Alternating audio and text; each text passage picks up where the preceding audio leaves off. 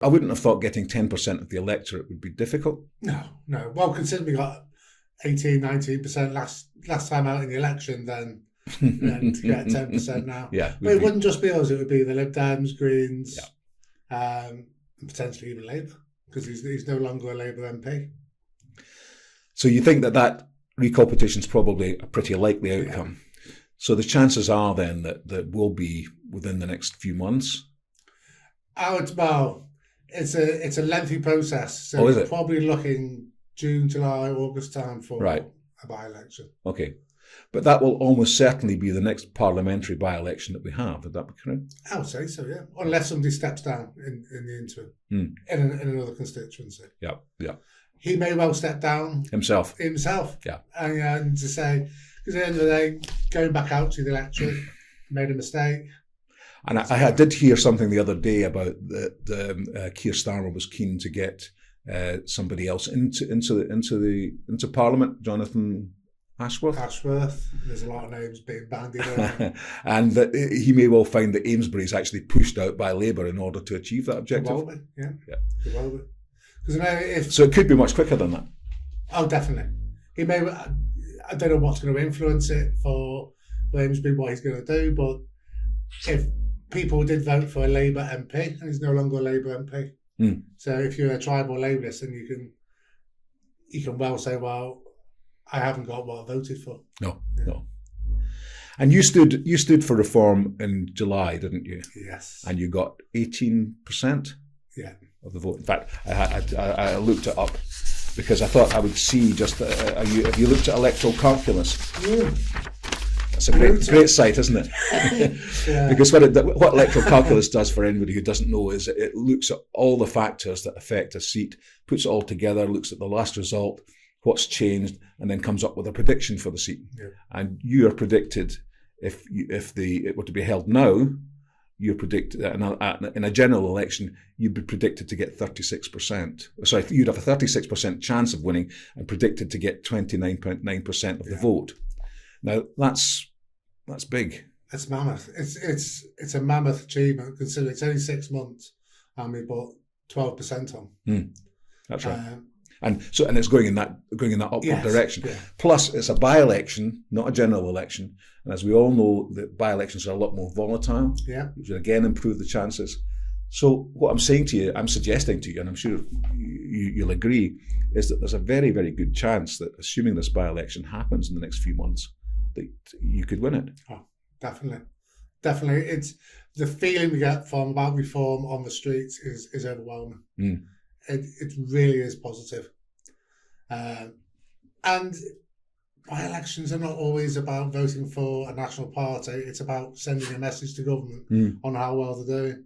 So some tribal Labour people might lend us their vote just to send a message to Sir Keir that it's not working what he's doing.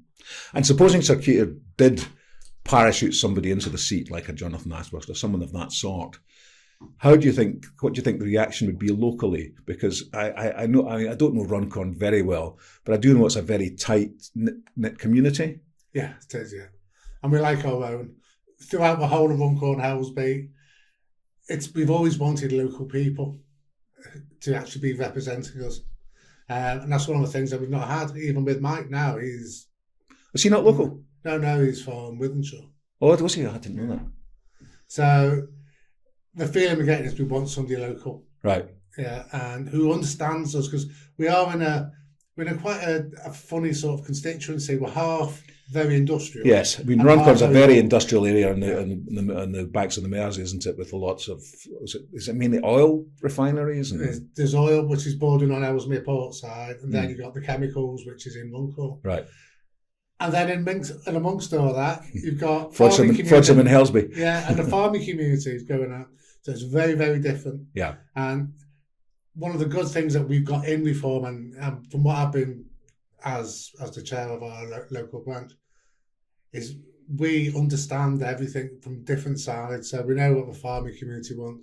We're in with the industrial areas, and we know what goes on there. So we're appealing to both sides of the constituency. Yeah, I can see that. Yeah, because I've lived there all my life.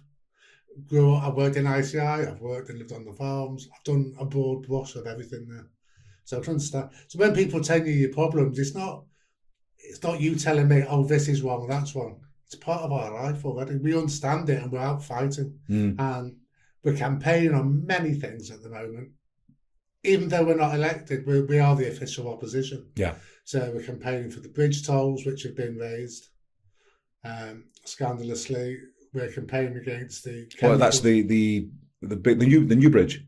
The new bridge and the old bridge, right, on the witness bridges. They were never told, and then they've been told, and now they've just increased them 20-odd%, which is just scandalous. It's damaging firms on both sides. Right. I mean, that goes on far, far deeper against Holton Borough Council in itself. We're fighting against some of the refineries coming in are just pumping out all these pollutants into the river, into the air, which is coming out over. So we've been working on that quite a lot, and also the extra building going on in Runcorn on greenbelt sites, and then we're out with the farmers doing what they're doing. Obviously, everyone knows what's happening with the farmers now. Absolutely. Yeah. Yeah, they didn't make a very good start with farmers, did they? No. They didn't have many votes in the first place, I don't think, but they get even less now. No, that's right.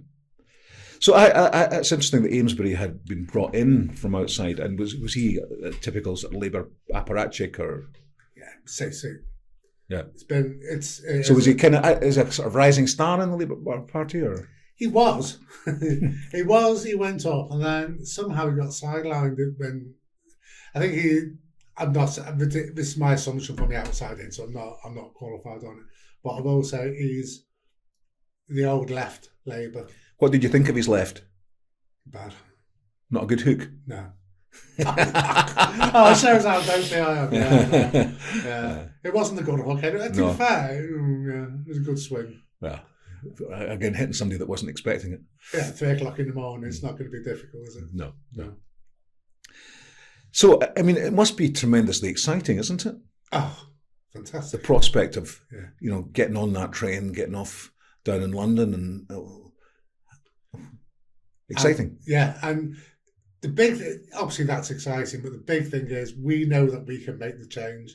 It's been neglected, and that's what drives you, thinking, these our people, my people, where we're there, we can make the change, and that's what the exciting bit is. Well, I mean, I know because this is probably the first and maybe the only parliamentary by-election coming up in the year. I mean, Reform, we're going to throw absolutely everything at it, aren't we? Yeah, 100%. I mean, we're just up the road, as you know, in half an hour north in the world. We'll have loads of supporters down. You just tell us how many you want, where you want them, and we'll get them there for you.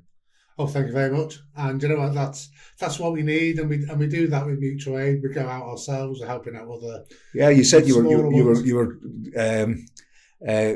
it for Emma Guy today. Yeah, up in Northwich. Yeah, and yeah, so we go out and help, and it's good to train our people as well, our canvassers, to see what sort of feedback you get and get experience on it. Yeah, but we were out canvassing yesterday. Right, some of the areas not too far from here.